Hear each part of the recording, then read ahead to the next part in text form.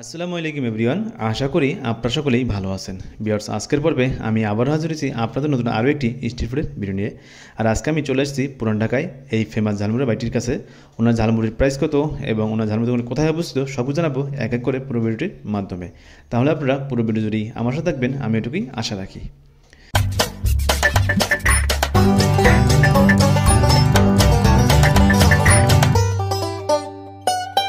দেখতে পাচ্ছেন ওনার দোকানে ঝালমুড়ি আইটেমগুলো আছে। আমরা এখন এক এক করে ওনার দোকানে কী কী ধরনের ঝালমুড়ি আইটেম আছে সেগুলো দেখে নিচ্ছি। দেখতে পাচ্ছেন প্রথমে রয়েছে মুরগির কলিজা ভুনা, আর তারপর রয়েছে ওনার এখানের যে ফেমাস মশলাটা সেটা, এখানে সব ধরনের মশলা মিক্স করা আছে।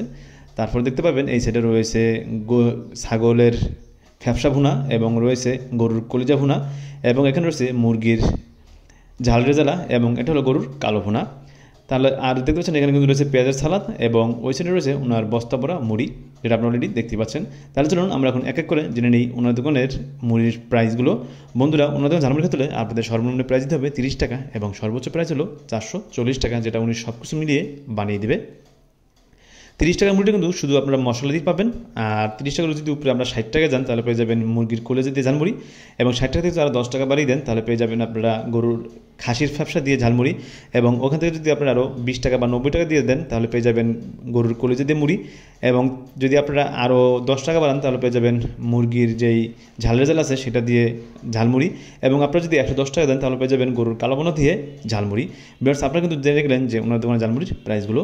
এখন চলুন আমরা এখন জেনে নিই ওনার দোকানের লোকেশন। ভিউয়ার্স, আপনারা যদি ওনার দোকানের মুড়িটি খেয়েছেন তাহলে চলে আসতে হবে পুরান ঢাকার সূত্রাপুরে।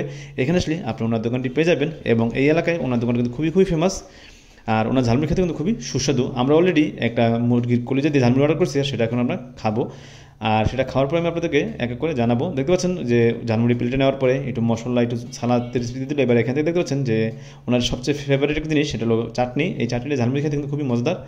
আমরা অলরেডি ওনার এই ঝালমুড়ি খেয়েছি, যেটা আমাদের কাছে খুবই ভালো লেগেছে এবং খুবই মজাও লেগেছে, যেটা বলার বাইরে। আর সেটার ভিডিওটা আমরা করতে পারলাম না, এই জন্য দুঃখিত। আপনারা অবশ্যই আসবেন এবং ওনার ঝালমুড়ি খেয়ে দেখবেন।